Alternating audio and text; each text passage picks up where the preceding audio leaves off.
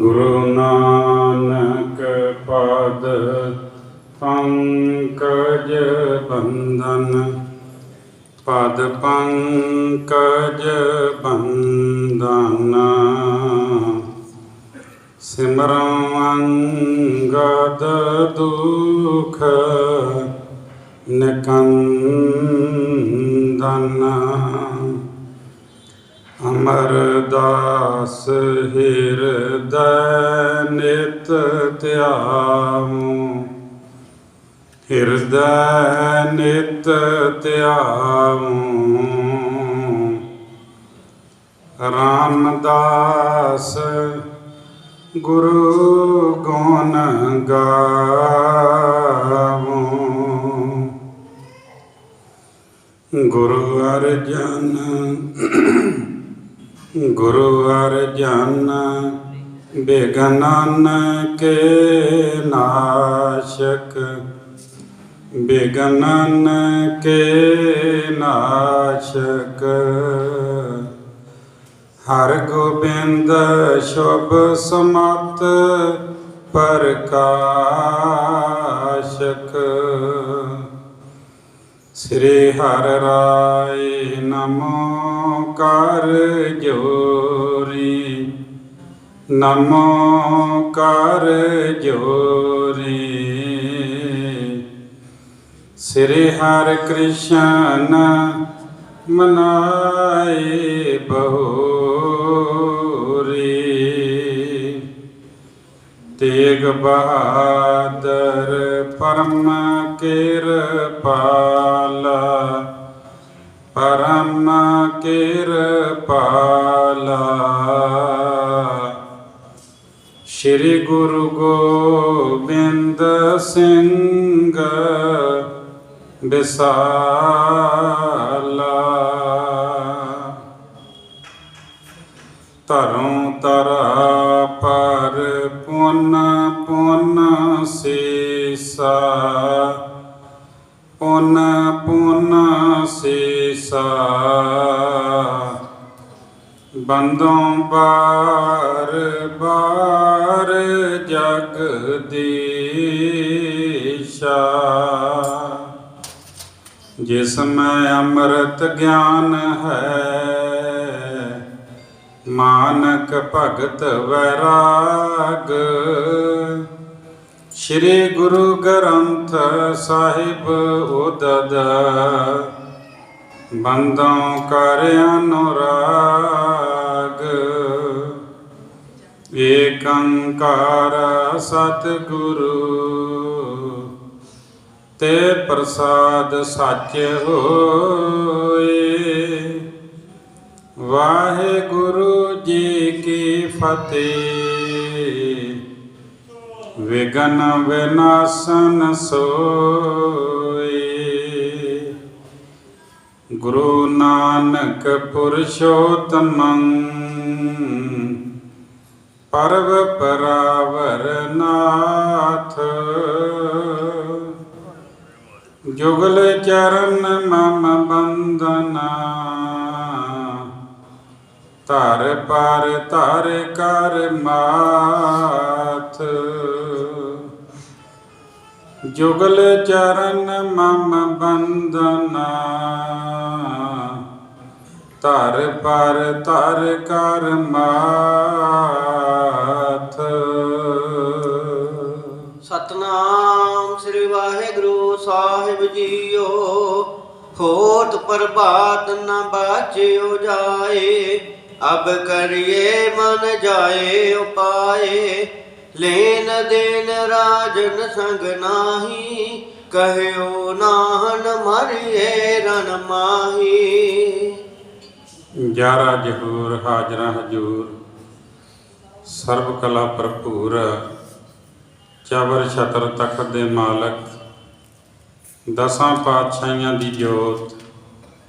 जुग जुग अटल, धन धन साहिब श्री गुरु ग्रंथ साहिब जी दी पवित्र पावन हजूरी अंदर विराजमान परम सन्मानयोग ਗੁਰੂ ਕੀ ਸਾਜੀ ਨਵਾਜੀ ਸਾਧ ਸੰਗਤ ਜੀ, ਆਪ ਜੀ ਵੱਡ ਭਾਗੇ ਹੋ। ਗੁਰੂ ਸਾਹਿਬ ਜੀ ਦੀ ਪਾਵਨ ਹਜ਼ੂਰੀ ਅੰਦਰ ਬੈਠ ਕਰਕੇ ਗੁਰਬਾਣੀ ਦਾ ਮਨੋਹਰ ਕੀਰਤਨ ਸਰਵਣ ਕਰਦੇ ਹੋਏ ਆਪਣਾ ਜਨਮ ਸਫਲ ਬਣਾ ਰਹੇ ਹੋ।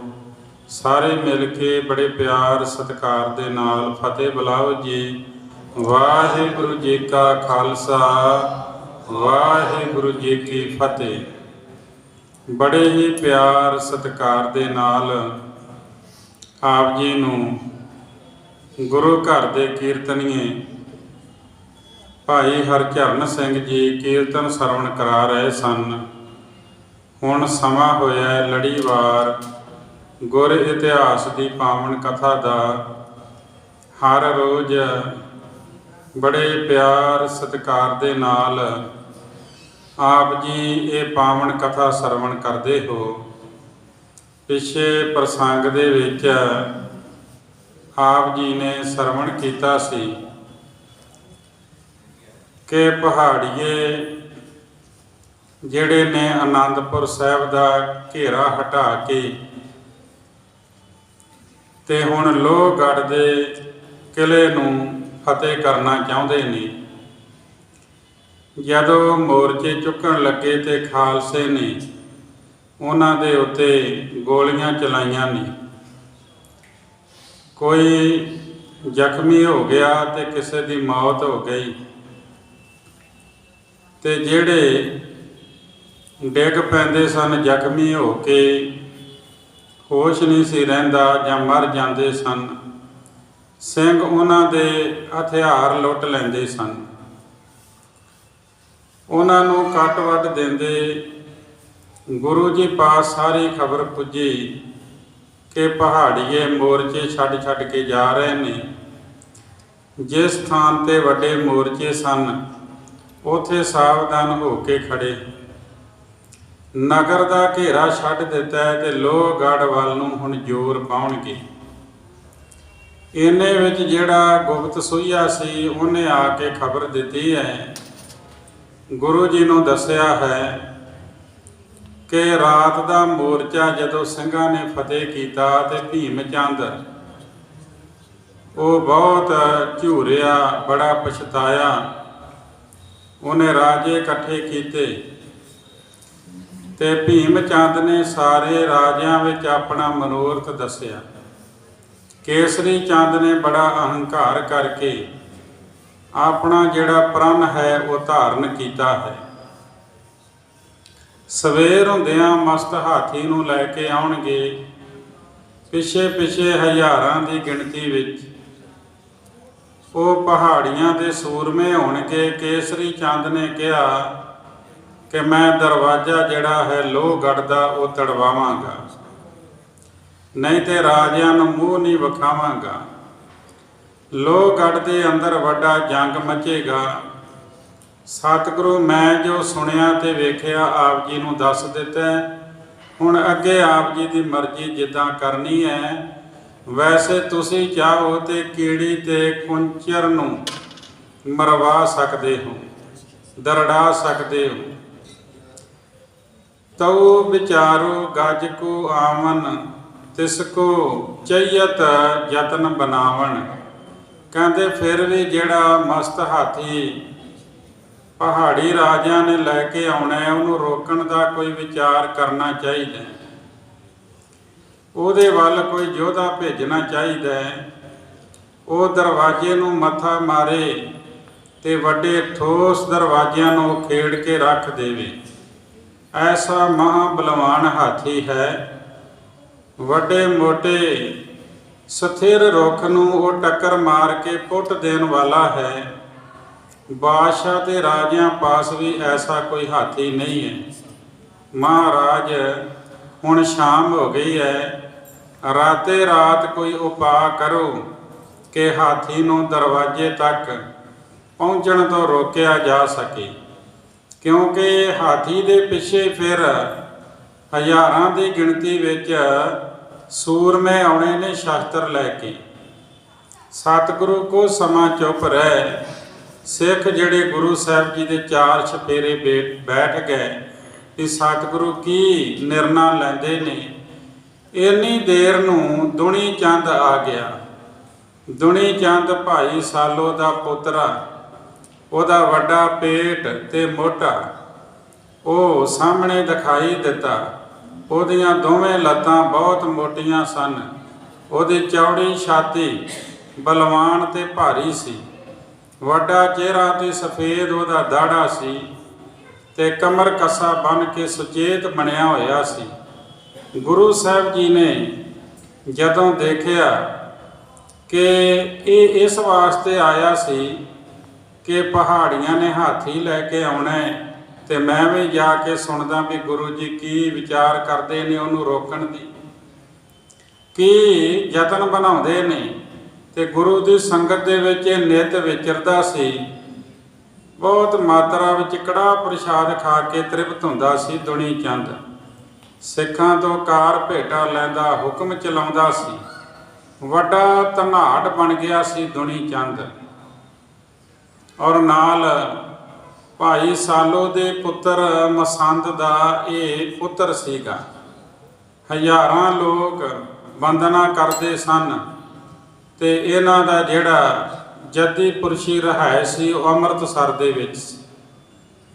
ਉਸ ਨੂੰ ਆਉਂਦੇ ਨੂੰ ਵੇਖ ਕੇ ਗੁਰੂ ਸਾਹਿਬ ਜੀ ਮੁਸਕਰਾ ਕੇ ਬੋਲੇ, ਕਹਿੰਦੇ ਰਾਜਿਆਂ ਦਾ ਹਾਥੀ ਕੀ ਹੈ, ਉਹਦੇ ਅੰਗਾਂ ਵਿੱਚ ਕਿੱਥੇ ਇੰਨਾ ਵੱਡਾ ਬਲ ਹੈ। ਆ ਗੁਰੂ ਘਰ ਦੇ ਵਿੱਚ ਦੁਨੀ ਚੰਦ ਸਭ ਤੋਂ ਵੱਡਾ ਹਾਥੀ ਹੈ। ਕਹਿੰਦੇ ਇਸ ਨੂੰ ਉਸ ਹਾਥੀ ਦੇ ਨਾਲ ਅਸੀਂ ਲੜਾਵਾਂਗੇ। ਗੁਰੂ ਸਾਹਿਬ ਜੀ ਨੇ ਐਸਾ ਬਚਨ ਕੀਤਾ, ਕਹਿਣ ਲੱਗੇ ਮਹਾ ਮਸਤ ਇਹ ਗੁਰ ਬਲ ਪਾਏ। ਕਹਿੰਦੇ ਗੁਰੂ ਦਾ ਬਲ ਪਾ ਕੇ ਇਹ ਮਹਾ ਮਸਤ ਹੋ ਗਿਆ ਹੈ ਤੇ ਕਿਸੇ ਨੂੰ ਅੜਨ ਨਹੀਂ ਦੇਵੇਗਾ। ਕੇਸਰੀ ਚੰਦ ਦਾ ਹਾਥੀ ਇਹਦੇ ਸਾਹਮਣੇ ਕੀੜੀ ਦੇ ਸਮਾਨ ਹੈ। ਹਾਥੀਆਂ ਦਾ ਰਾਜਾ ਦੁਨੀ ਚੰਦ ਨੂੰ ਆਖਿਆ ਹੈ। ਕਹਿੰਦੇ ਸਤਿਗੁਰੂ ਜੀ ਪਾਸੋਂ ਇਹ ਬਚਨ ਸੁਣੇ ਤੇ ਸਾਰੇ ਚੁੱਪ ਰਹੇ। ਕਿਸੇ ਨੇ ਕੋਈ ਬਚਨ ਨਹੀਂ ਕੀਤਾ। ਤੇ ਜਦੋਂ ਗੁਰੂ ਸਾਹਿਬ ਜੀ ਦਾ ਬਚਨ ਹੋ ਗਿਆ, ਸਾਰਿਆਂ ਨੇ ਦੁਨੀ ਚੰਦ ਦੇ ਚਿਹਰੇ ਵੱਲ ਦੇਖਿਆ। ਸਾਰਿਆਂ ਨੇ ਜਾਣ ਲਿਆ ਵੀ ਉਹਦਾ ਤੇ ਉਤਸ਼ਾਹ ਹੀ ਜਾਂਦਾ ਰਿਹਾ। ਕਲਗੀਧਰ ਸਤਿਗੁਰੂ ਬਚਨ ਕਰਕੇ ਉਹ ਆਪਣੇ ਘਰ ਅੰਦਰ ਪ੍ਰਵੇਸ਼ ਕਰਕੇ ਸਾਰੇ ਉੱਠ ਕੇ ਆਪਣੇ ਸਥਾਨਾਂ ਤੇ ਚਲੇ ਗਏ। ਜਾ ਕੇ ਆਰਾਮ ਕੀਤਾ। ਦੁਨੀ ਚੰਦ ਸੁਣ ਕੇ ਇਸ ਤਰ੍ਹਾਂ ਜਿਵੇਂ ਮਰ ਗਿਆ ਹੋਵੇ, ਕੁਝ ਬੋਲਣ ਦੇ ਸਮਰੱਥ ਨਹੀਂ ਰਿਹਾ। ਮਨ ਦੇ ਵਿੱਚ ਉਹਦੇ ਹੌਲ ਉੱਠਦਾ ਸੀ ਤੇ ਦਿਲ ਉਹਦਾ ਧੀਰਜ ਹਾਰ ਗਿਆ ਸੀ। ਉਹ ਵੀ ਆਪਣੇ ਡੇਰੇ ਵਿੱਚ ਚਲੇ ਗਿਆ। ਉਹਦੇ ਬੁੱਲ ਜਿਹੜੇ ਉਹ ਸੁੱਕ ਗਏ ਸਨ ਤੇ ਬੁੱਲਾਂ ਦੇ ਉੱਤੇ ਜ਼ਬਾਨ ਫੇਰਦਾ ਸੀ। ਚਿਹਰੇ ਉੱਤੇ ਪਿਲਤਨ ਛਾ ਗਈ ਸੀ। ਕਿਸੇ ਪਾਸੇ ਵੀ ਉਹ ਨਜ਼ਰ ਨਹੀਂ ਸੀ ਕਰ ਰਿਹਾ। ਚਿੱਤ ਵਿੱਚ ਚਿੰਤਤ ਹੋ ਕੇ ਲੰਮੇ ਲੰਮੇ ਸਾਹ ਲੈ ਰਿਹਾ ਸੀ। ਮੌਤ ਦਾ ਵੱਡਾ ਡਰ ਉਤਪੰਨ ਹੋ ਗਿਆ ਉਹਦੇ ਅੰਦਰ, ਮਾਨੋ ਬਿਨ ਮਾਰਿਆ ਹੀ ਮਰ ਗਿਆ ਸੀ। ਉਹ ਸੋਚਦਾ ਸੀ ਵੀ ਇਹ ਕੈਸੀ ਚਿੰਤਾ ਪੈ ਗਈ ਹੈ ਮੈਨੂੰ ਆ ਕੇ, ਤੇ ਹੁਣ ਕਿਹੜਾ ਯਤਨ ਕਰਾਂ ਕਿ ਮੇਰਾ ਬਚਾਅ ਹੋ ਸਕੇ। ਸਵੇਰ ਹੁੰਦਿਆਂ ਮੈਨੂੰ ਹਾਥੀ ਦੇ ਅੱਗੇ ਸੁੱਟ ਦੇਣਗੇ, ਚਰਵਾ ਦੇਣਗੇ ਹਾਥੀ ਤੋਂ। ਰਾਤੇ ਰਾਤ ਕੁਝ ਬਣ ਸਕਦਾ ਹੈ। ਗੁਰੂ ਨਾਨਕ ਦੇਵ ਜੀ ਮੇਰੇ ਪ੍ਰਾਣ ਬਚਾ ਲੈਣ। ਦੌੜ ਕੇ ਆਪਣੇ ਦੇਸ਼ ਚਲੇ ਜਾਣਾ, ਬਚਾਅ ਦਾ ਹੋਰ ਕੋਈ ਯਤਨ ਨਹੀਂ। ਸਾਰੇ ਸਿੰਘ ਵੀ ਬਹੁਤ ਦੁਖੀ ਸਨ। ਇਹ ਦੁਨੀ ਚੰਦ ਸੋਚਦਾ ਵੀ ਸਾਰੇ ਸਿੰਘ ਵੀ ਦੁਖੀ ਨੇ, ਕਿਉਂਕਿ ਜਿਹੜਾ ਸੁਖੀ ਹੋਵੇ ਉਹਨੂੰ ਸਾਰੇ ਸੁਖੀ ਦਿਸਦੇ ਨੇ ਤੇ ਜਿਹੜਾ ਦੁਖੀ ਹੋਵੇ ਉਹਨੂੰ ਲੱਗਦਾ ਵੀ ਸਾਰੇ ਦੁਖੀ ਨੇ।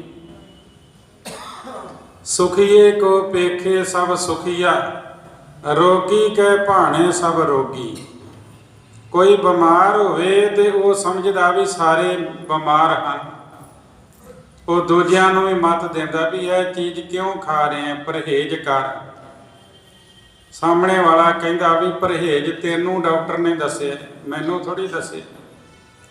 ਇਹ ਦੁਨੀ ਚੰਦ ਕਹਿੰਦਾ ਵੀ ਸਾਰੇ ਸਿੰਘ ਬੜੇ ਦੁਖੀ ਨੇ, ਸਾਰਿਆਂ ਨੂੰ ਕਹਿੰਦਾ ਹਾਂ ਵੀ ਮੇਰੇ ਨਾਲ ਚਲੋ।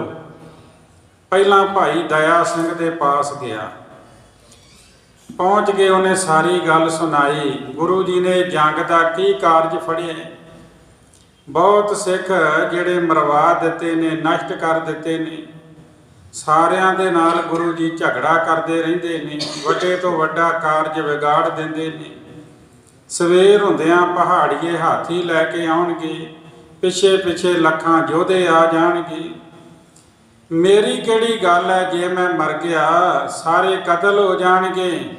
ਇਸ ਕਰਕੇ ਡਰਦਾ ਵਾਂ ਕਿ ਜੇ ਮੈਂ ਮਰ ਗਿਆ ਤੇ ਵਾਰੀ ਦੂਜਿਆਂ ਦੇ ਵੀ ਆਵੇਗੀ। ਇਹ ਦੁਨੀ ਚੰਦ ਕਹਿੰਦਾ ਹੁਣ ਸਾਰੇ ਮਿਲ ਕੇ ਸਲਾਹ ਕਰੋ, ਸਵੇਰ ਤੋਂ ਪਹਿਲਾਂ ਪਹਿਲਾਂ ਭੀਮ ਚੰਦ ਦੇ ਨਾਲ ਸੁਲ੍ਹਾ ਕਰ ਲਈਏ। ਭੀਮ ਚੰਦ ਦੇ ਪਾਸ ਦੂਤ ਭੇਜੋ, ਜੰਗ ਹੋਣ ਤੋਂ ਰੋਕ ਲਓ। ਇਸ ਪ੍ਰਕਾਰ ਗੁਰੂ ਜੀ ਮੰਨਦੇ ਨੇ ਤੇ ਪਾਸ ਰਹੀਏ, ਜੇ ਨਹੀਂ ਤਾਂ ਫਜ਼ੂਲ ਵਿੱਚ ਆਪਣੇ ਕਿਉਂ ਪ੍ਰਾਣ ਗਵਾਉਣੇ ਆ, ਰਾਤੇ ਰਾਤ ਦੌੜ ਜਾਈਏ। ਇਹ ਦੁਨੀ ਚੰਦ ਭਾਈ ਦਇਆ ਸਿੰਘ ਨੂੰ ਕਹਿੰਦੇ। ਭਾਈ ਦਇਆ ਸਿੰਘ ਨੇ ਸੋਚਿਆ ਕਿ ਇਹ ਭਟਕਿਆ ਹੋਇਆ ਹੈ। ਉਹਨਾਂ ਨੇ ਧੀਰਜ ਭਰੇ ਬਚਨ ਕਹੇ ਨੇ ਵੀ ਗੁਰੂ ਜੀ ਸਰਬ ਸਮਰੱਥ ਨੇ, ਉਹ ਸਭ ਪ੍ਰਕਾਰ ਭਲੀ ਕਰਨਗੇ। ਜੋ ਹੋਣਾ ਵਾ ਉਹ ਚਿੱਤ ਵਿੱਚ ਧਾਰਨ ਕਰਦੇ ਨੇ। ਜੇ ਉਹਨਾਂ ਕਿਹਾ ਵੀ ਸਾਡਾ ਇਹ ਵੱਡਾ ਹਾਥੀ ਪਹਾੜੀਆਂ ਦੇ ਹਾਥੀ ਨੂੰ ਟੱਕਰ ਦੇਵੇਗਾ, ਭਜਾ ਦੇਵੇਗਾ, ਤੇ ਗੁਰੂ ਦੇ ਬਚਨ ਅਟੱਲ ਹੋਣਗੇ। ਉਹਨਾਂ ਦੀ ਕਿਰਤ ਵਿੱਚ ਤਰਕ ਕਰਨਾ ਨਹੀਂ ਬਣਦਾ। ਆਨੰਦ ਸਹਿਤ ਉਹਨਾਂ ਦੀ ਆਗਿਆ ਅਨੁਸਾਰ ਵਿੱਚ ਚੱਲੋ। ਜੋ ਹੁਕਮ ਕਰਦੇ ਨੇ ਉਹਨੂੰ ਮੰਨਣਾ ਹੀ ਭਲਾ ਹੈ। ਜਿਵੇਂ ਰਾਹ ਵਿੱਚ ਤੋਰਦੇ ਨੇ ਉਸੇ ਤਰ੍ਹਾਂ ਚੱਲੋ। ਇਸ ਤਰ੍ਹਾਂ ਸੁਣ ਕੇ ਦੁਨੀ ਚੰਦ ਉਥੋਂ ਉੱਠ ਖਲੋਤਾ। ਉਹਨੂੰ ਇਹ ਗੱਲਾਂ ਚੰਗੀਆਂ ਨਹੀਂ ਲੱਗੀਆਂ। ਫਿਰ ਕਹਿੰਦੇ ਦੂਜਿਆਂ ਪਾਸ ਗਿਆ। ਭਾਈ ਧਰਮ ਸਿੰਘ, ਭਾਈ ਸਾਹਿਬ ਸਿੰਘ, ਭਾਈ ਮੋਹਕਮ ਸਿੰਘ, ਇਹ ਜਿਹੜੇ 5 ਪਿਆਰੇ ਸਨ, ਵਾਰੀ ਵਾਰੀ ਇਹਨਾਂ ਦੇ ਕੋਲ ਗਿਆ ਵਾ, ਸਾਰੀ ਗੱਲ ਦੱਸੀ। ਫਿਰ 5 ਮੁਕਤੇ ਭਾਈ ਪਹਿਲ ਸਿੰਘ ਜੀ, ਭਾਈ ਫਤਿਹ ਸਿੰਘ ਜੀ, ਭਾਈ ਈਸ਼ਰ ਸਿੰਘ ਜੀ, ਭਾਈ ਰਾਮ ਸਿੰਘ ਜੀ, ਭਾਈ ਦੇਵਾ ਸਿੰਘ ਜੀ, ਫਿਰ ਇਹਨਾਂ ਕੋਲ ਜਾ ਕੇ ਸਾਰੀ ਗੱਲ ਦੱਸੀ ਹੈ ਵੀ ਚੰਗੀ ਗੱਲ ਹੈ ਕਿ ਭੀਮ ਚੰਦ ਦੇ ਨਾਲ ਮੇਲ ਕਰ ਲਵੋ, ਨਹੀਂ ਤਾਂ ਗੁਰੂ ਜੀ ਨੂੰ ਛੱਡ ਕੇ ਭੱਜ ਜਾਵੋ। ਇਹ ਸਾਰਿਆਂ ਦੇ ਹੌਸਲੇ ਤੋੜਨਾ ਚਾਹੁੰਦਾ ਹੈ। ਸਵੇਰ ਹੁੰਦਿਆਂ ਫਿਰ ਬਚਿਆ ਨਹੀਂ ਜਾਣਾ। ਇਸ ਤਰ੍ਹਾਂ ਦੁਨੀ ਚੰਦ ਜਿਹੜਾ ਵਾ ਉਹ ਜਾ ਕਰਕੇ ਸਾਰਿਆਂ ਨੂੰ ਕਹਿ ਰਿਹਾ ਹੈ ਕਿ ਕਿਉਂ ਫਜ਼ੂਲ ਵਿੱਚ ਯੁੱਧ ਵਿੱਚ ਮਰੀਏ, ਰਾਤੇ ਰਾਤ ਆਪਾਂ ਭੱਜ ਜਾਈਏ। ਤੇ ਫਿਰ ਹੁਣ ਉਹਦੇ ਸਿੰਘ ਦੇ ਕੋਲ ਜਾ ਕੇ ਕੀ ਕਹਿੰਦਾ ਹੈ, ਇੱਥੋਂ ਪ੍ਰਸੰਗ ਆਰੰਭ ਹੋ ਰਿਹਾ ਹੈ। ਜਿਸ ਤਰ੍ਹਾਂ ਕਵੀ ਸੰਤੋਖ ਸਿੰਘ ਜੀ ਚੂੜਾਮਣੀ ਬਿਆਨ ਕਰਦੇ ਨੇ, ਪਿਆਰ ਸਤਿਕਾਰ ਦੇ ਨਾਲ ਸਰਵਣ ਕਰੋ। ਇੱਕ ਵਾਰ ਉਚਾਰਨ ਕਰੋ ਸਤਨਾਮ ਵਾਹਿਗੁਰੂ ਜੀ। ਪੁਨ ਉਠ ਉਦੇ ਸਿੰਘ ਕੇ ਡੇਰੇ, ਗਮਨਿਓ ਤਰਾਸਤ ਹਿਰਦੈ ਬਡੇਰੇ। ਫਿਰ ਉੱਠ ਕੇ ਉਹਦੇ ਸਿੰਘ ਦੇ ਡੇਰੇ ਚਲੇ ਗਿਆ। ਹਿਰਦੇ ਵਿੱਚ ਬਹੁਤ ਡਰਿਆ ਹੋਇਆ ਉੱਥੇ ਪਹੁੰਚਿਆ ਜੀ। ਚਿੰਤਾ ਆਪਣੀ ਸਕਲ ਪ੍ਰਕਾਸੇ, ਕਹਾਂ ਸਹੇਰੀ ਆਪਨ ਬਿਨਾਸੇ। ਤੇ ਕਹਿੰਦੇ ਆਪਣੀ ਸਾਰੀ ਚਿੰਤਾ ਭਾਈ ਉਹਦੇ ਸਿੰਘ ਦੇ ਕੋਲ ਜਾ ਕੇ ਬਿਆਨ ਕੀਤੀ ਹੈ ਦੁਨੀ ਚੰਦ ਨੇ। ਕਹਿੰਦੇ ਆਪਣਾ ਵਿਨਾਸ਼ ਕਿਉਂ ਸਹੇੜ ਲਿਆ ਹੈ ਜੀ। ਅਬ ਲੋ ਕਰ ਕਰ ਊਜ ਬਿਸਾਲਾ, ਬਲ ਬੁੱਧ ਛਲ ਕਰ ਸਤਰਨ ਝਾਲਾ। ਕਹਿੰਦੇ ਹੁਣ ਤੱਕ ਵਿਸ਼ਾਲ ਸ਼ਕਤੀ ਧਾਰਨ ਕਰ ਕਰਕੇ ਤੇ ਬਲ ਬੁੱਧੀ ਤੇ ਛਲ ਕਰ ਕਰਕੇ ਵੈਰੀਆਂ ਨੂੰ ਝੱਲਿਆ ਹੈ ਜੀ। ਸਾਧ ਸਾਧ ਤੋ ਕੋ ਸਭ ਭਾਂਤੀ, ਅਰਿਓ ਜਹਾਂ ਕੇ ਹਤੇ ਅਰਾਤੀ। ਕਹਿੰਦੇ ਸ਼ਾਬਾਸ਼, ਸ਼ਾਬਾਸ਼ ਤਾਂ ਬੜੀ ਮਿਲੀ ਹੈ, ਸਭ ਪ੍ਰਕਾਰ ਕਹੀ ਹੈ ਸ਼ਾਬਾਸ਼। ਜਿੱਥੇ ਕਿੱਥੇ ਅੜਿਆ ਬਹੁਤ ਵੈਰੀ मारे हन जी। आए पई अब कात को फेरी बचे सकल दे लियो मत मेरी। ਦੁਣੀ ਚੰਦ ਕਹਿੰਦਾ ਹੁਣ ਤੇ ਪੁੱਠਾ ਹੀ ਪੰਗਾ ਪੈ ਗਿਆ, ਤਦ ਹੀ ਬਚ ਸਕਦੇ ਆ ਜੇ ਮੇਰੀ ਸਲਾਹ ਮੰਨੋ ਜੀ। नत होए पूर परे गमसाना तोए जबे हाथी मस्ताना। ਕਹਿੰਦੇ ਨਹੀਂ ਤਾਂ ਸਵੇਰ ਹੋਣ ਤੇ ਘਮਸਾਨ ਦਾ ਯੁੱਧ ਹੋਵੇਗਾ। ਦੁਣੀ ਚੰਦ ਕਹਿੰਦਾ ਜਦ ਮਸਤ ਹਾਥੀ ਨੂੰ ਅੱਗੇ ਲਾ ਕੇ ਆਉਣਗੇ ਜੀ। मोह मारे पूरब बिन आई बुनत मही सब शीस बिहाई। ਮੈਨੂੰ ਬਿਨਾ ਮੌਤ ਆਈ ਤੋਂ ਹੀ ਮਾਰਨਗੇ, ਫਿਰ ਤਿਵੇਂ ਹੀ ਸਾਰਿਆਂ ਦੇ ਸਿਰ ਉੱਤੇ ਗੁਜ਼ਰੇਗੀ ਜੀ। गढ़ टूटे पुन बचे न कोई लाखो सपट कर गरन होई।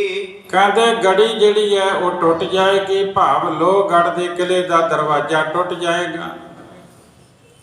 ਜਦੋਂ ਗੜੀ ਟੁੱਟ ਜਾਏਗੀ ਕੋਈ ਨਹੀਂ ਬਚੇਗਾ।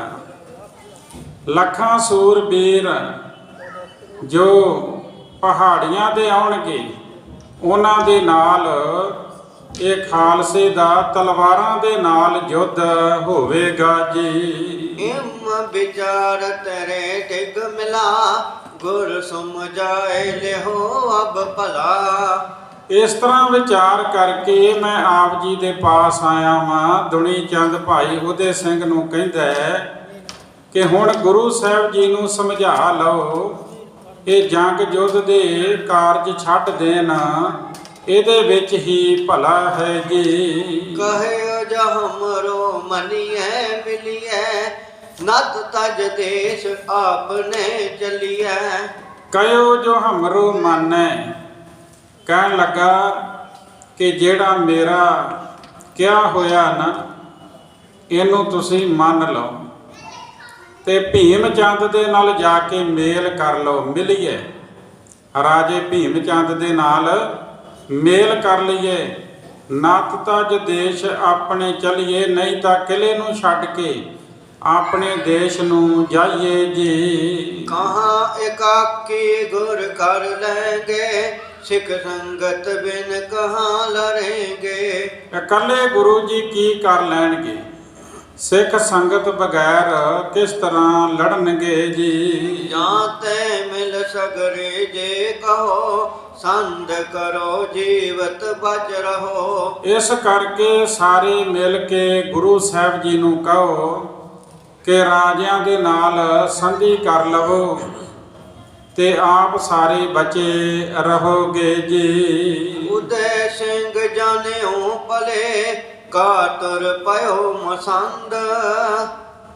ਉਹਦੇ ਸਿੰਘ ਨੇ ਭਲੀ ਪ੍ਰਕਾਰ ਜਾਣ ਲਿਆ ਕਿ ਇਹ ਜਿਹੜਾ ਮਸੰਦ ਹੈ ਦੁਣੀ ਚੰਦ ਇਹ ਕਾਇਰ ਹੋ ਗਿਆ ਹੈ ਜੀ। त्रास करत है मारन ते चहत पलायो मंद। ਕਹਿੰਦੇ ਮਰਨ ਤੋਂ ਬਹੁਤ ਡਰਦਾ ਹੈ, ਇਹ ਮਾੜੀ ਮਤ ਵਾਲਾ ਭੱਜਣਾ ਚਾਹੁੰਦਾ ਹੈ ਜੀ। ਧੀਰਜ ਦੇਨ ਹੇਤ ਸੋ ਬੋਲਾ ਦੁਨੀ ਚੰਦ ਕੇ ਓਠ ਮਨ ਹੋਲਾ।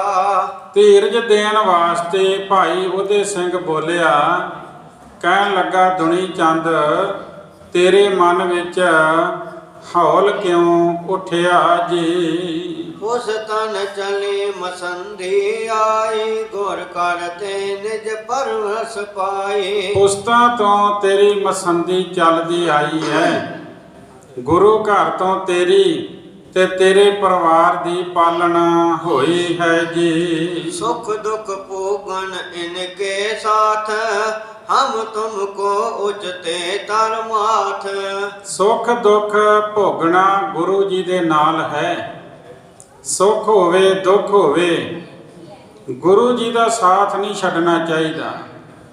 ਹਮ ਤੁਮਕੋ ਉਚਤੈ ਧਰ ਮਾਥ, ਸਾਨੂੰ ਤੇ ਆਪ ਜੀ ਨੂੰ ਇਹੀ ਉਚਿਤ ਹੈ, ਇਹੀ ਠੀਕ ਹੈ ਕਿ ਗੁਰੂ ਜੀ ਦੇ ਸਨਮੁਖ ਧਰਤੀ ਤੇ ਸਿਰ ਰੱਖ ਕੇ ਮੱਥਾ ਟੇਕੀਏ ਜੀ। ਸੰਗ ਮਤੰਗ ਜੇ ਤੋਹਿ ਲਰਾਵੇ ਤੋ ਕੇ ਹਰ ਬਲ ਤੋਹਿ ਬਣਾਵੇ। ਜੇ ਤੈਨੂੰ ਮਸਤ ਹਾਥੀ ਦੇ ਨਾਲ ਲੜਾਉਣਗੇ ਗੁਰੂ ਸਾਹਿਬ ਜੀ ਤਾਂ ਤੈਨੂੰ ਸ਼ੇਰ ਵਰਗਾ ਬਲਵਾਨ ਬਣਾਉਣਗੇ ਜੀ। ਤੁਝ ਮਰਾਏ ਕਰ ਆਪਨ ਪਰਾਜੈ, ਕਿਮ ਪ੍ਰਭ ਕਰੇ ਨਿਭਾਹੇ ਲਾਜੈ। ਤੇ ਜੋ ਤੂੰ ਕਹਿਣਾ ਵੀ ਤੈਨੂੰ ਗੁਰੂ ਸਾਹਿਬ ਜੀ ਮਰਵਾ ਦੇਣਗੇ, ਦੁਨੀ ਚੰਦ ਮੈਨੂੰ ਇੱਕ ਗੱਲ ਦੱਸ ਵੀ ਜੇ ਮਸਤ ਹਾਥੀ ਨਾਲ ਤੈਨੂੰ ਇਹ ਮਰਵਾਉਣਗੇ ਗੁਰੂ ਸਾਹਿਬ ਜੀ ਤੇ ਉਹ ਤੈਨੂੰ ਮਰਵਾ ਕੇ ਆਪਣੀ ਹਾਰ ਥੋੜੀ ਕਰਵਾਉਣਗੇ। ਤੈਨੂੰ ਮਰਵਾ ਕੇ ਗੁਰੂ ਜੀ ਨੇ ਆਪਣੀ ਹਾਰ ਥੋੜੀ ਕਰਵਾਉਣੀ ਹੈ। ਕਿਮ ਪ੍ਰਭ ਕਰੈ ਨਿਭਾਹੈ ਲਾਜੇ, ਇਹ ਗੱਲ ਗੁਰੂ ਸਾਹਿਬ ਜੀ ਕਿਸ ਤਰ੍ਹਾਂ ਕਰ ਸਕਦੇ ਨੇ? ਉਹਨਾਂ ਤੇ ਭਰੋਸਾ ਰੱਖ, ਤੇਰੀ ਲਾਜ ਨਿਭਾਉਣਗੇ ਜੀ। ਤੂੰ ਹਾਥੀ ਕੋ ਮਾਰੇ ਜਬੈ, ਅਦਕ ਬਡਾਈ ਪਹਿ ਤਬੈ। ਦੁਨੀ ਚੰਦ ਜਦੋਂ ਤੂੰ ਹਾਥੀ ਨੂੰ ਮਾਰ ਲਵੇਂਗਾ ਨਾ ਤੇ ਫਿਰ ਬਹੁਤ ਵਡਿਆਈ ਹੋ ਜਾਵੇਗੀ ਜੀ। ਆਪਣੋ ਕਾਜ ਬਨਾਵ ਆਪੋ, ਤੋਹੇ ਬੰਦਾਵੇ ਘਣੋ ਪਰਤਾਪੂ। ਗੁਰੂ ਜੀ ਆਪਣਾ ਕਾਰਜ ਆਪ ਹੀ ਬਣਾਉਂਦੇ ਹਨ, ਤੇਰਾ ਵੱਡਾ ਪ੍ਰਤਾਪ ਵਧਾਉਣਾ ਚਾਹੁੰਦੇ ਹਨ ਜੀ। ਸਾਹਿਬ ਕਾਮ ਪਰੇ ਜਬ ਆਏ, ਇਕ ਸੇਵਕ ਪਰ ਵਿੱਚ ਸਮੁਦਾਏ। ਕਹਿੰਦੇ ਜਦੋਂ ਕੋਈ ਕਾਰਜ ਆ ਕੇ ਪੈ ਜਾਂਦਾ ਹੈ ਨਾ ਤੇ ਗੁਰੂ ਜੀ ਫਿਰ ਸਾਰੇ ਸੇਵਕਾਂ ਵਿੱਚੋਂ ਕਿਸੇ ਇੱਕ ਸੇਵਕ ਨੂੰ ਚੁਣਦੇ ਹਨ ਜੀ। ਲਾਖਨ ਮੈਂ ਜਬ ਏਕ ਬੁਲਈਐ, ਸਫਲ ਬਡਾਈ ਕੋ ਤਬ ਪਈਐ। ਲੱਖਾਂ ਵਿੱਚ ਜਦ ਇੱਕ ਨੂੰ ਬੁਲਾਉਂਦੇ ਹਨ ਤਦ ਸਫਲ ਵਡਿਆਈ ਪ੍ਰਾਪਤ ਹੁੰਦੀ ਹੈ ਜੀ। ਜਾਣੇ ਸੇਵਕ ਨਿਜ ਕੋ ਧਨ, ਤਨ ਮਨ ਤੇ ਪਦ ਕਰੇ ਪਰਸੰਨ। ਉਹ ਸੇਵਕ ਫਿਰ ਆਪਣੇ ਆਪ ਨੂੰ ਧਨ ਜਾਣੇ, ਜਿਹੜਾ ਤਨ ਮਨ ਨਾਲ ਆਪਣੇ ਮਾਲਕ ਨੂੰ ਪ੍ਰਸੰਨ ਕਰਦਾ ਹੈ ਜੀ। ਸੁਨ ਕਰ ਦੁਨੀ ਚੰਦ ਪੁਨ ਕਹਿਓ, ਹਿਤ ਸਭ ਕੋ ਤੇ ਕਹੂੰ ਨ ਲਹਿਓ। ਇਹ ਸੁਣ ਕੇ ਭਾਈ ਉਦੈ ਸਿੰਘ ਜੀ ਪਾਸੋਂ ਦੁਨੀ ਚੰਦ ਨੇ ਕਿਹਾ, ਤੂੰ ਸਾਰਿਆਂ ਦੇ ਹਿੱਤ ਨੂੰ ਕਿਉਂ ਨਹੀਂ ਸਮਝਦਾ ਜੀ। ਭਲੀ ਦੇ ਮੋਹ ਕੋ ਵਡਿਆਈ, ਦੁਰਦ ਬਲੀ ਜਬ ਚੀਰ ਬਗਾਈ। ਦੁਨੀ ਚੰਦ ਕਹਿੰਦਾ ਚੰਗੀ ਮੈਨੂੰ ਭਲੀ ਵਡਿਆਈ ਦੇਣ ਲੱਗੇ ਨੇ, ਜਦ ਬਲਵਾਨ ਹਾਥੀ ਮੈਨੂੰ ਚੀਰ ਕੇ ਪਰਾਂ ਵਗਾ ਮਾਰੇਗਾ ਜੀ। ਬਿਨ ਆਈ ਮੁਝ ਕਰ ਪਰਹਾਰੇ, ਮਰਹੁ ਇਹਾਂ ਭਾਗ ਕੈ ਭਾਰੇ। ਕਹਿੰਦਾ ਬਿਨਾ ਆਈ ਤੋਂ ਮੈਨੂੰ ਮਾਰ ਦੇਵੇਗਾ, ਇੱਥੇ ਮੈਂ ਭੰਗ ਦੇ ਪਹਾੜੇ ਮਰ ਜਾਵਾਂਗਾ ਜੀ। ਜਸ ਪ੍ਰਾਪਤ ਮੇਰੇ ਕਿਸ ਕਾਜਾ, ਜਬ ਮਾਰੇ ਦਲ ਮਲ ਗਜ ਰਾਜਾ। ਕਹਿੰਦੇ ਜਦ ਹਾਥੀਆਂ ਦਾ ਰਾਜਾ ਮੈਨੂੰ ਦਲ ਮਲ ਸੁੱਟੇਗਾ, ਮਾਰ ਦੇਵੇਗਾ, ਤਾਂ ਫਿਰ ਪ੍ਰਾਪਤ ਕੀਤਾ ਹੋਇਆ ਜਸ ਮੇਰੇ ਕਿਸ ਕੰਮ ਆਵੇਗਾ ਜੀ। ਇਨ ਕੋ ਪਿਤਾ ਸਾਤ ਚਿਤ ਹੋਵਾ, ਇਮ ਸਮ ਉਗਰ ਨਾ ਕੋ ਗੁਰ ਜੋਵਾ। ਇਹਨਾਂ ਦੇ ਪਿਤਾ ਜੀ ਬੜੇ ਸ਼ਾਂਤ ਚਿੱਤ ਸਨ।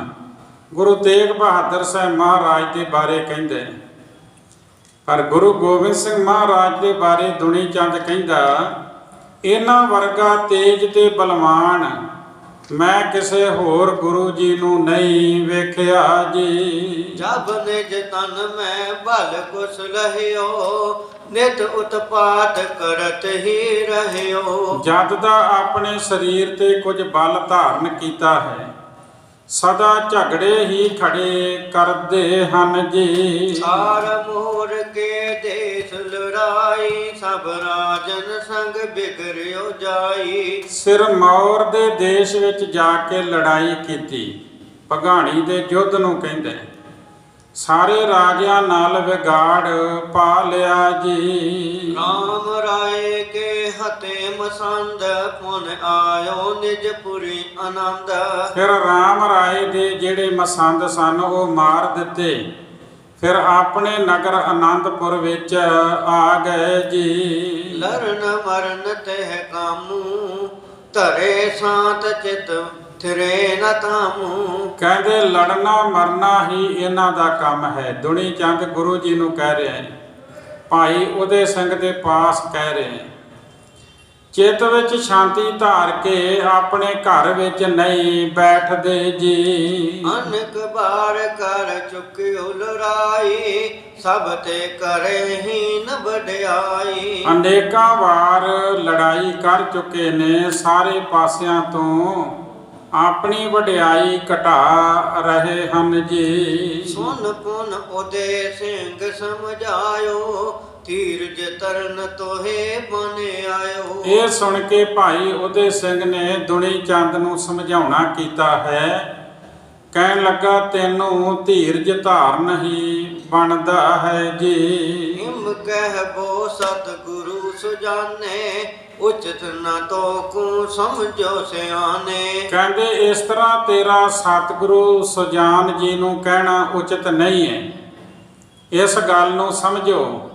ਦੁਨੀ ਚੰਦ ਤੁਸੀਂ ਬਹੁਤ ਸਿਆਣੇ ਹੋ ਜੀ। ਨੁਪਜਿਓ ਸਾਲੋ ਬੰਸ ਮਜਾਰੀ ਸਰਦਾ ਤਰੋ ਸਦਾਇਉਰ ਪਾਰੀ। ਕਹਿੰਦੇ ਤੁਸੀਂ ਸਾਲੋ ਬੰਸ ਵਿੱਚ ਪੈਦਾ ਹੋਏ ਹੋ।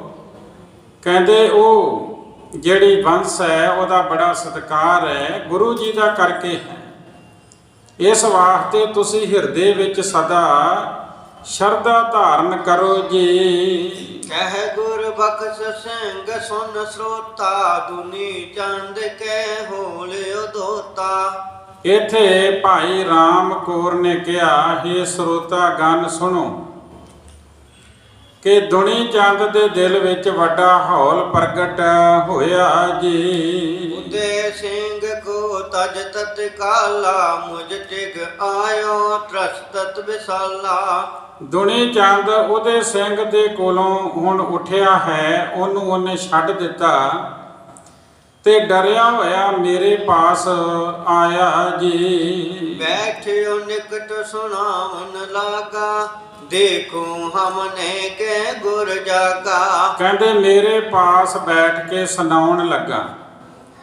ਕਹਿੰਦਾ ਵੇਖੋ ਅਸੀਂ ਇਹਨਾਂ ਨੂੰ ਗੁਰੂ ਜੀ ਜਗ੍ਹਾ ਤੇ ਸਥਾਪਿਤ ਕੀਤਾ ਹੈ ਜੀ। ਸਗਰੇ ਸੰਗਤ ਚਰਨ ਝੁਕਾਈ ਸੋ ਅਬ ਪੇਸ਼ ਹਮਾਰੇ ਆਈ। ਸਾਰੀ ਸੰਗਤ ਇਹਨਾਂ ਦੇ ਚਰਨਾਂ ਤੇ ਝੁਕਵਾਈ ਹੈ।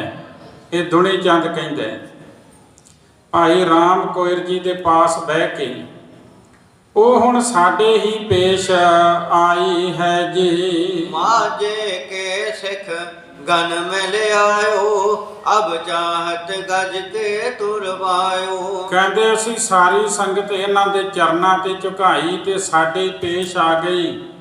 ਮਾਝੇ ਦੇ ਮੈਂ ਬਹੁਤ ਸਿੱਖ ਲੈ ਕੇ ਆਇਆ ਸੀ, ਹੁਣ ਇਹ ਮੈਨੂੰ ਹਾਥੀ ਪਾਸੋਂ ਤੜਵਾਉਣਾ ਚਾਹੁੰਦੇ ਹਨ ਜੀ। ਹਮ ਤੁਮ ਅਹੈ ਨਜੀਕੀ ਦੋ ਦੁਖ ਮੈਂ ਦੁਖੀ ਸੁਖੀ ਸੁਖ ਜੋ। ਅਸੀਂ ਦੋਵੇਂ ਇੱਕ ਦੂਜੇ ਦੇ ਨਜ਼ਦੀਕ ਰਹਿਣ ਵਾਲੇ ਹਾਂ, ਇੱਕ ਦੂਸਰੇ ਦੇ ਦੁੱਖ ਵਿੱਚ ਦੁਖੀ ਹੁੰਦੇ ਹਾਂ ਤੇ ਸੁੱਖ ਵਿੱਚ ਸੁਖੀ ਹੁੰਦੇ ਹਾਂ ਜੀ। ਪਤਾ ਪਰੇ ਆਨ ਮੁਝ ਪਾਰੀ ਸੰਗੀ ਬਨ ਕੇ ਲੈ ਹੋਇਓ ਬਾਰੀ। ਭਾਈ ਰਾਮ ਕੌਰ ਜੀ ਕਹਿੰਦੇ ਮੈਨੂੰ ਕਹਿੰਦਾ ਵੀ ਮੇਰੇ ਉੱਤੇ ਹੁਣ ਬੜੀ ਵਿਪਤਾ ਆ ਪਈ ਹੈ ਤੇ ਮੇਰੇ ਸੰਗੀ ਬਣ ਕੇ ਮੈਨੂੰ ਬਚਾ ਲਵੋ ਜੀ। ਕਹਿ ਮਿਲ ਜੁਦ ਹਟਾਵਨ ਕਰੋ ਕਹਿ ਹੋਏ ਸੰਗ ਭਾਜ ਚੱਲ ਪਰੋ। ਦੁਨੀ ਚੰਦ ਕਹਿੰਦਾ ਦੋ ਹੀ ਗੱਲਾਂ ਵਾ, ਜਾਂ ਭੀਮ ਚੰਦ ਦੇ ਨਾਲ ਸੰਧੀ ਕਰ ਲਓ, ਇਹ ਜੰਗ ਜਿਹੜਾ ਇਹਨੂੰ ਰੋਕ ਦਿਓ,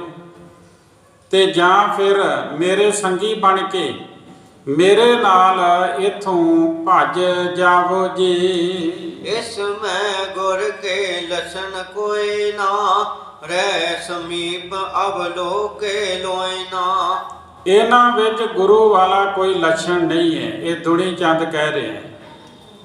ਬੜਾ ਚਿਰ ਪਾਸ ਰਹਿ ਕੇ ਅਸੀਂ ਵੇਖ ਲਿਆ ਹੈ ਜੀ। ਅਬ ਕਰਤਾਰਪੁਰੇ ਚਲ ਬਰੈ ਤੀਰ ਮਲ ਕੋ ਬਡ ਗੁਰ ਕਰੈ। ਆਪਾਂ ਸਾਰੇ ਹੁਣ ਇਥੋਂ ਦੌੜ ਕੇ ਤੇ ਕਰਤਾਰਪੁਰ ਵਿੱਚ ਚਲੇ ਜਾਈਏ, ਜਿਹੜਾ ਜਲੰਧਰ ਲਾਗੇ ਕਰਤਾਰਪੁਰ ਹੈ।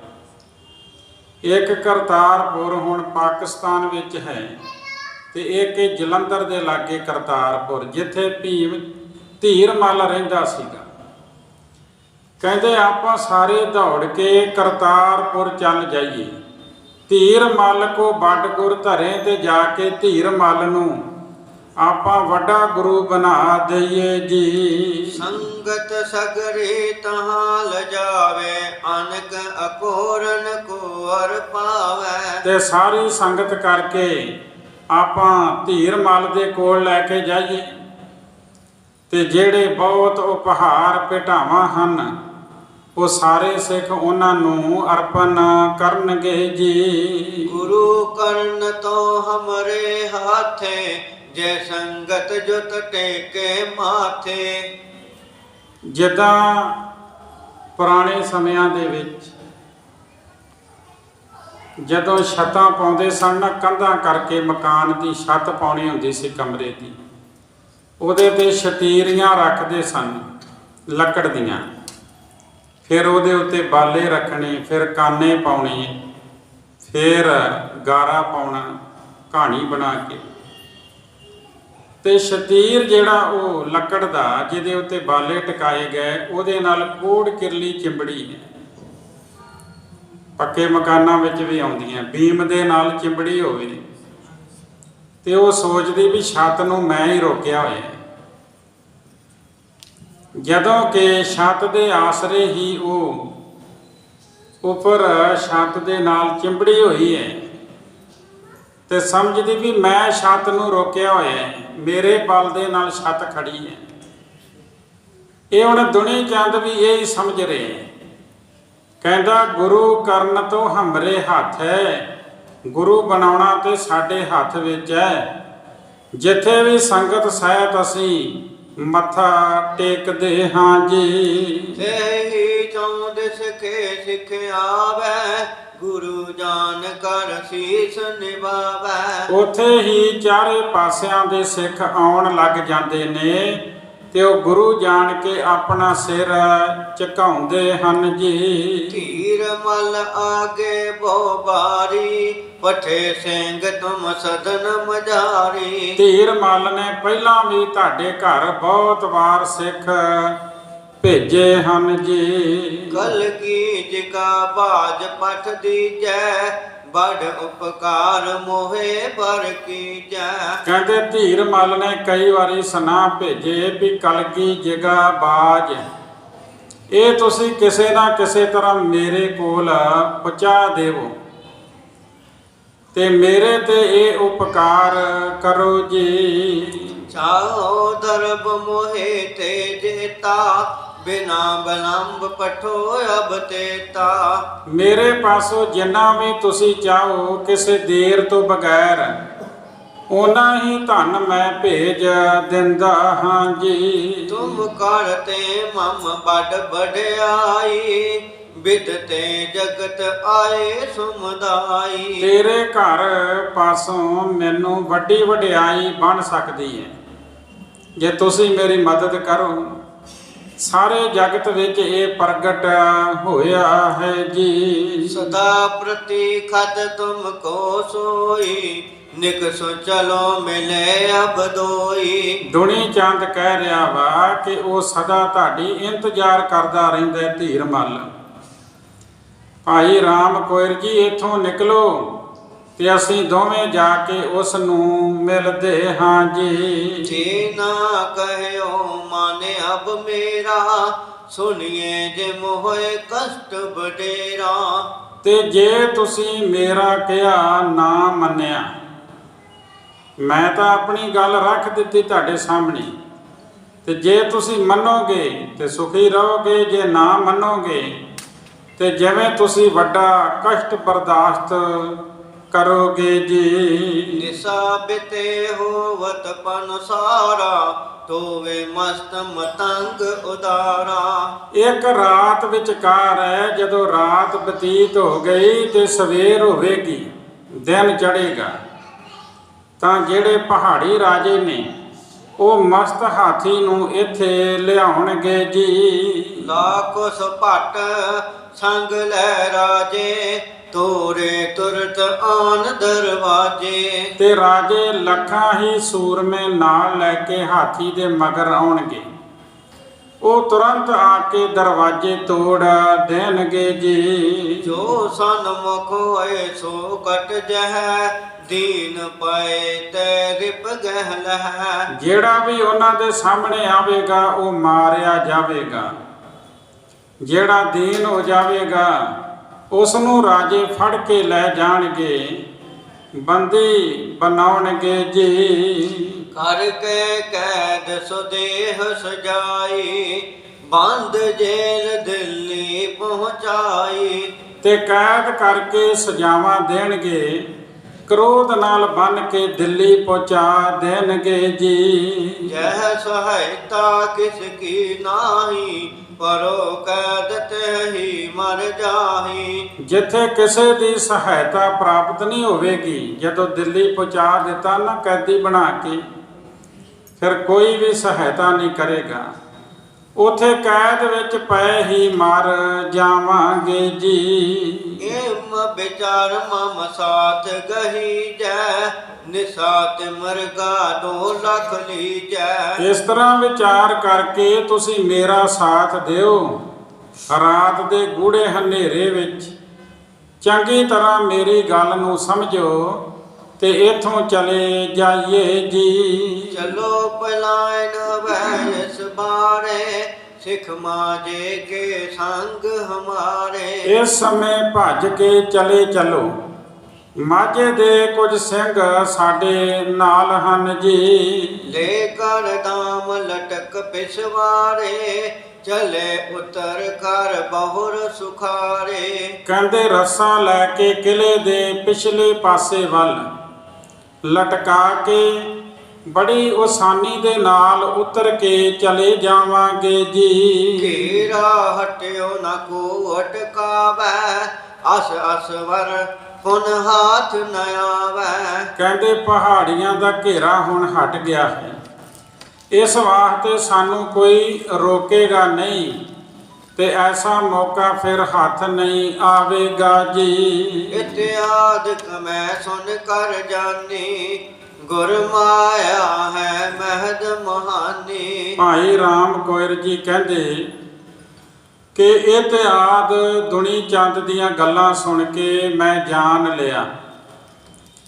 ਕਿ ਗੁਰੂ ਜੀ ਦੀ ਮਾਇਆ ਬਹੁਤ ਮਹਾਨ ਹੈ ਜੀ। ਸੁਰ ਨਰ ਜਿਸਨੇ ਸਭ ਬਿਰ ਮਾਏ ਏ ਬਪੁਰਾ ਕਿਆ ਤਿਸ ਅਗਵਾਏ। ਜਿਸ ਮਾਇਆ ਨੇ ਸੁਰ ਨਰ ਭਾਵ ਦੇਵਤੇ ਤੇ ਮਨੁੱਖ ਪਰਮਾਏ ਹਨ, ਇਹ ਵਿਚਾਰਾ ਦੁਨੀ ਚੰਦ ਉਸ ਮਾਇਆ ਦੇ ਅੱਗੇ ਕੀ ਹੈ ਜੀ। ਓਮ ਸੰਦ ਰਹਿਬੇ ਨਹਿ ਪਾਵੇ ਗਇਓ ਲੋਕ ਪਰਲੋਕ ਗਵਾਵੈ। ਕਹਿੰਦੇ ਕੋਈ ਮਸੰਦ ਵੀ ਰਹਿਣ ਨਹੀਂ ਪਾਏਗਾ, ਲੋਕ ਪਰਲੋਕ ਗਵਾ ਕੇ ਚੱਲਿਆ ਹੈ ਜੀ। ਪੂਜਾ ਕੇ ਗਟਾਕ ਇਨ ਖਾਏ ਪਰਮਿਓ ਮੂਰਖ ਚਹਤ ਪਲਾਏ। ਦੁਨੀ ਚੰਦ ਨੇ ਪੂਜਾ ਦੇ ਬਹੁਤ ਗੱਫੇ ਖਾਦੇ ਹਨ, ਹੁਣ ਗੁਰੂ ਜੀ ਦੀ ਮਾਇਆ ਕਰਕੇ ਭਰਮ ਗਿਆ ਹੈ ਤੇ ਇਥੋਂ ਭੱਜਣਾ ਚਾਹੁੰਦਾ ਹੈ ਜੀ। ਸਿਰ ਸਤਿਗੁਰ ਕੋ ਨਰ ਕਰ ਜਾਣੈ ਮਰੋ ਨ ਕਯੋ ਛਲ ਬਲ ਕੋ ਠਾਨੈ। ਕਹਿੰਦੇ ਗੁਰੂ ਜੀ ਨੂੰ ਮਨੁੱਖ ਕਰਕੇ ਜਾਣਦਾ ਹੈ ਇਹ ਦੁਨੀ ਚੰਦ, ਕਿਸੇ ਤਰ੍ਹਾਂ ਮੈਂ ਨਾ ਮਰਾਂ ਇਸ ਲਈ ਇਹ ਛਲ ਵੱਲ ਕਰ ਰਿਹਾ ਹੈ ਜੀ। ਸਿੱਖ ਸਾਲੋ ਕਾ ਨਾਮ ਬਿਗਾਰਾ ਕਰੇ ਕਲੰਕਤ ਕੁਲੀ ਉਦਾਰਾ। ਇਸ ਨੇ ਉੱਤਮ ਸਿੱਖ ਭਾਈ ਸ਼ਾਲੂ ਦਾ ਨਾਂ ਵਿਗਾੜ ਦਿੱਤਾ ਹੈ, ਇਹ ਉੱਚੀ ਕੁਲ ਨੂੰ ਕਲੰਕਤ ਕਰੇਗਾ ਜੀ। मुझ को अपने संग मिलावे, आप गयो पुन और गवावे। ਇਹ ਮੈਨੂੰ ਆਪਣੇ ਨਾਲ ਮਿਲਾਉਣਾ ਚਾਹੁੰਦਾ ਹੈ। ਭਾਈ ਰਾਮ ਕੋਇਰ ਕਹਿੰਦਾ ਇਹ ਦੁਨੀ ਚੰਦ ਆਪ ਤਾਂ ਬੇਮੁਖ ਹੋ ਗਿਆ ਹੈ, ਹੋਰਨਾਂ ਨੂੰ ਵੀ ਬੇਮੁਖ ਕਰਨਾ ਚਾਹੁੰਦਾ ਹੈ ਜੀ। किस ते आसी उपजत कन्या, किसको वंश बदावत धनिया। ਕਹਿੰਦੇ ਇਹਦੇ ਪੈਦਾ ਹੋਣ ਨਾਲੋਂ ਤੇ ਚੰਗਾ ਸੀ ਕਿ ਇਹਦੇ ਮਾਪਿਆਂ ਦੇ ਘਰ ਕੋਈ ਲੜਕੀ ਪੈਦਾ ਹੋ ਜਾਂਦੀ, ਉਸ ਨੂੰ ਲੜਕੀ ਨੂੰ ਵਿਆਹੁੰਦੇ ਤੇ ਉਹ ਕਿਸੇ ਦੀ ਕੁਲ ਨੂੰ ਵਧਾਉਂਦੀ ਜੀ। गई मसंदन की जर जाना, किम ने सफले श्री गुरबानी। ਕਹਿੰਦੇ ਸਮਝੋ ਵੀ ਹੁਣ ਮਸੰਦਾਂ ਦੀ ਜੜ ਜਾਂਦੀ ਰਹੀ। ਗੁਰੂ ਜੀ ਦੀ ਕਹੀ ਹੋਈ ਬਾਣੀ ਕਿਵੇਂ ਨਾ ਕਿਵੇਂ ਸਫਲ ਹੋ ਕੇ ਰਹਿੰਦੀ ਹੈ। ਗੁਰੂ ਜੀ ਨੇ ਜੋ ਕਿਹਾ ਹੈ, ਜੋ ਮੁਖ ਚੋਂ ਬਾਣੀ ਬੋਲੀ ਹੈ, ਉਹ ਕਿਵੇਂ ਨਹੀਂ ਸਫਲ ਹੋਵੇਗੀ ਜੀ। किम विचार में पुन समझायो, गुर करतार रूप वह आयो। ਭਾਈ ਰਾਮ ਕੋਇਰ ਜੀ ਕਹਿੰਦੇ ਇਸ ਤਰ੍ਹਾਂ ਵਿਚਾਰ ਕੇ ਮੈਂ ਦੁਨੀ ਚੰਦ ਨੂੰ ਸਮਝਾਉਣਾ ਕੀਤਾ। ਗੁਰੂ ਜੀ ਕਰਤਾਰ ਰੂਪ ਹੋ ਕੇ ਆਏ ਹਨ। ਗੁਰ ਕਰਤਾਰ ਰੂਪ ਹਵੈ ਆਇਓ। ਗੁਰ ਪਰਮੇਸ਼ਰ ਏਕੋ ਜਾਣ, ਪਾਰ ਬ੍ਰਹਮ ਗੁਰ ਨਾਹੀ ਭੇਦ। ਗੁਰੂ ਕਰਤਾਰ ਰੂਪ ਹੋ ਕੇ ਆਏ ਹਨ ਜੀ। सर्व कला समरथ बल पारी, सिरज संगारक सृष्टि सारी। ਗੁਰੂ ਜੀ ਸਰਬ ਕਲਾ ਸਮਰੱਥ ਤੇ ਭਾਰੀ ਬਲ ਵਾਲੇ ਹਨ। ਉਸ ਰੱਬ ਦਾ ਰੂਪ ਹਨ ਜਿਨੇ ਸਾਰੀ ਸ੍ਰਿਸ਼ਟੀ ਦੀ ਸਾਜਨਾ ਕੀਤੀ। ਸਾਜਨਾ ਕਰਕੇ ਫਿਰ ਉਸ ਨੂੰ ਲੈ ਕਰਨ ਵਾਲੇ ਹਨ ਜੀ। एक बार ते सब किस करे, जगत सुरासुर जिस अनुसरै। ਇੱਕ ਵਚਨ ਨਾਲ ਹੀ ਸਭ ਕੁਝ ਕਰ ਸਕਦੇ ਹਨ। ਇਹ ਜਗਤ ਅਤੇ ਇੰਦਰ ਦੇਵਤਾ ਉਹਨਾਂ ਦੀ ਆਗਿਆ ਵਿੱਚ ਚੱਲਦੇ ਹਨ ਜੀ। तुझको मरण देह किम नाही, बने सहायक दुश्मन माही। ਦੁਨੀ ਚੰਦ ਗੁਰੂ ਗੋਬਿੰਦ ਸਿੰਘ ਮਹਾਰਾਜ ਤੈਨੂੰ ਕਿਸੇ ਵੀ ਤਰ੍ਹਾਂ ਮਰਨ ਨਹੀਂ ਦੇਣਗੇ। ਦੁਸ਼ਮਣਾਂ ਵਿੱਚ ਤੇਰੇ ਸਹਾਇਕ ਬਣਨਗੇ ਜੀ। तन तन बिखे जीव बच रहे, अपर परे मुख चरबन लहै। ਕਹਿੰਦੇ ਇਸ ਤਰ੍ਹਾਂ ਤੇਰੀ ਰੱਖਿਆ ਕਰਨਗੇ ਜਿਵੇਂ ਦੰਦਾਂ ਵਿੱਚ ਜੀਭ ਬਚੀ ਰਹਿੰਦੀ ਹੈ। ਹੋਰ ਕੋਈ ਚੀਜ਼ ਮੁਖ ਵਿੱਚ ਪਵੇ ਤੇ ਉਹ ਚੱਬੀ ਜਾਂਦੀ ਹੈ, ਪਰ ਉੱਥੇ ਹੀ ਜੀਭ ਜਿਹੜੀ ਹੈ ਉਹ ਬਚੀ ਰਹਿੰਦੀ ਹੈ। ਇਸੇ ਤਰ੍ਹਾਂ ਭਾਵੇਂ ਲੱਖਾਂ ਦੁਸ਼ਮਣ ਆ ਜਾਣ, ਗੁਰੂ ਸਾਹਿਬ ਤੈਨੂੰ ਤਤੀ ਵਾਹ ਨਹੀਂ ਲੱਗਣ ਦੇਣਗੇ, ਤੈਨੂੰ ਬਚਾ ਲੈਣਗੇ ਜੀ। तिम सेवक के सदा सहायक, राखे बिच रिप गन के कायक। ਗੁਰੂ ਸਾਹਿਬ ਜੀ ਆਪਣੇ ਸਿੱਖਾਂ ਦੇ ਸਦਾ ਸਹਾਇਕ ਹਨ। ਜਿੱਦਾਂ ਪਰਮਾਤਮਾ ਆਪਣੇ ਸੇਵਕ ਦੀ ਰੱਖਿਆ ਕਰਦਾ ਹੈ, ਗੁਰੂ ਸਾਹਿਬ ਜੀ ਇਸੇ ਤਰ੍ਹਾਂ ਸਹਾਇਤਾ ਕਰਦੇ ਹਨ। ਜੋ ਨਾਸ਼ ਕਰਨ ਵਾਲੇ ਵੈਰੀ ਹਨ, ਉਹਨਾਂ ਵਿੱਚੋਂ ਬਚਾ ਕੇ ਰੱਖਣਗੇ ਜੀ। लिस चातरो जथा गिर कूटं, तू सियानो कैसे चित सूटं। ਪਹਾੜ ਦੀ ਚੋਟੀ ਵਾਂਗ ਅਟਲ ਨਿਸ਼ਚਾ ਕਰੋ। ਭਾਈ ਰਾਮ ਕੋਇਰ ਜੀ ਦੁਨੀ ਚੰਦ ਨੂੰ ਕਹਿਣ ਲੱਗੇ, ਕਹਿੰਦੇ ਭਰੋਸਾ ਰੱਖੋ ਗੁਰੂ ਦੇ ਉੱਤੇ। ਤੂੰ ਤੇ ਬਹੁਤ ਸਿਆਣਾ ਹੈ, ਕਿਉਂ ਦਿਲ ਛੱਡ ਕੇ ਬੈਠਾ ਹੈ ਜੀ। अपरन को समझावन हारो, न डोलो बोलो बुध पारो। ਦੁਨੀ ਚੰਦ ਤੂੰ ਤੇ ਦੂਜਿਆਂ ਨੂੰ ਸਮਝਾਉਣ ਵਾਲਾ ਏ ਤੇ ਹੁਣ ਡੋਲੋ ਨਹੀਂ। ਕਹਿੰਦੇ ਆਪਣੀ ਵੱਡੀ ਬੁੱਧੀ ਅਨੁਸਾਰ ਬੋਲੋ ਜੀ। इत्यादिक मैं वो कह रहे हो, बने न संगी जब तिन लहियो। ਕਹਿੰਦੇ ਇਤਿਆਦ ਭਾਈ ਰਾਮ ਕੌਰ ਜੀ ਕਹਿੰਦੇ ਮੈਂ ਦੁਨੀ ਚੰਦ ਨੂੰ ਬਹੁਤ ਕੁਝ ਕਹਿ ਕੇ ਸਮਝਾਇਆ, ਪਰ ਜਦ ਉਸ ਸਮਝਿਆ ਕਿ ਮੈਂ ਉਸ ਦਾ ਜੋ ਭਗੌੜਾ ਸਾਥੀ ਬਣਾਂਗਾ ਤਾਂ ਭਗੌੜਾ ਸਾਥੀ ਨਹੀਂ ਬਣਾਂਗਾ, ਉਹਦਾ ਸਾਥ ਨਹੀਂ ਦੇਵਾਂਗਾ, ਤੇ ਫਿਰ ਉਹ ਆਪਣੇ ਡੇਰੇ ਵੱਲ ਚਲੇ ਗਿਆ। ਹੁਣ ਦੁਨੀ ਚੰਦ ਜਿਹੜਾ ਹੈ ਵਾਰ-ਵਾਰ ਪਹਿਲਾਂ ਪੰਜਾਂ ਪਿਆਰਿਆਂ ਕੋਲ ਗਿਆ ਵੀ ਸ਼ਾਇਦ ਇਹ ਵੀ ਮੇਰੇ ਨਾਲ ਸਾਥ ਦੇਣਗੇ, ਭੱਜ ਜਾਣਗੇ। ਫਿਰ ਮੁਕਤਿਆਂ ਕੋਲ ਗਿਆ, ਭਾਈ ਉਦੇ ਸਿੰਘ ਕੋਲ ਗਿਆ, ਫਿਰ ਭਾਈ ਰਾਮ ਕੌਰ ਨੂੰ ਕਹਿੰਦਾ ਵੀ ਤੂੰ ਮੇਰੇ ਨਾਲ ਭੱਜ ਜਾ, ਰਾਤ ਦੇ ਹਨੇਰੇ ਵਿੱਚ ਕਿਉਂ ਜਾਨਾਂ ਗਵਾਉਂਦੇ ਆ। ਤੇ ਭਾਈ ਰਾਮ ਕੌਰ ਨੇ ਅੱਗੋਂ ਉਹਨੂੰ ਸਮਝਾਉਣਾ ਕੀਤਾ। ਜਦੋਂ ਉਹਨੂੰ ਪਤਾ ਲੱਗਾ ਕਿ ਬਨੇ ਨਾ ਸੰਗੀ ਜਬ ਤਿਨ ਲਹਿਓ, ਵੀ ਮੈਂ ਦੁਨੀ ਚੰਦ ਦਾ ਭਗੌੜਾ ਸਾਥੀ ਨਹੀਂ ਬਣਾਂਗਾ, ਭਾਈ ਰਾਮ ਕੌਰ ਜੀ ਕਹਿੰਦੇ ਫਿਰ ਚੁੱਪ ਹੋ ਕੇ ਆਪਣੇ ਡੇਰੇ ਵੱਲ ਚਲੇ ਗਿਆ। ਅਗਲਾ ਪ੍ਰਸੰਗ ਆਪਾਂ ਕੱਲ ਵਿਚਾਰਾਂਗੇ। ਆਪ ਜੀ ਨੇ ਬੜੇ ਪਿਆਰ ਸਤਿਕਾਰ ਦੇ ਨਾਲ ਇਹ ਪਾਵਨ ਕਥਾ ਸਰਵਣ ਕੀਤੀ। ਆਪ ਜੀ ਦੀ ਹਾਜ਼ਰੀ ਸਤਿਗੁਰੂ ਜੀ ਦਰ ਪ੍ਰਵਾਨ ਕਰਨ। ਕਥਾ ਕਰਦਿਆਂ ਹੋਈਆਂ ਭੁੱਲਾਂ ਦੀ ਖਿਮਾ ਫਤਿਹ ਬੁਲਾਓ ਜੀ। ਵਾਹਿਗੁਰੂ ਜੀ ਕਾ ਖਾਲਸਾ, ਵਾਹਿਗੁਰੂ ਜੀ ਕੀ ਫਤਿਹ।